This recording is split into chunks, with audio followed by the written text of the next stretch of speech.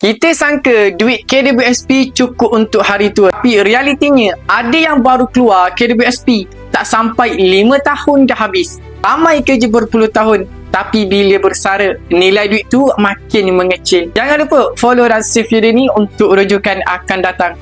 Hakikatnya, KWSP tu simpan duit kertas dan duit kertas terkesan dengan inflasi. Hari ini, RM200,000 nampak besar, tapi 10 ke 15 tahun akan datang, kuasa beli dah makin tak sama lagi. Kuasa beli dia tak sama lagi. Cuba tengok realiti sekeliling kita. Dulu RM100 boleh beli isi penuh troli. Sekarang RM100 separuh troli pun belum tentu. Masalahnya bukan KWSP tak cukup. Masalahnya bukan KWSP tak cukup, tapi nilai duit makin jauh. Sebab tu penting jangan harap satu aset sahaja. Selain KWSP, kita perlukan aset linden nilai. Contohnya emas. Emas tak boleh dicetak. Nilainya bertahan walau ekonomi tak stabil.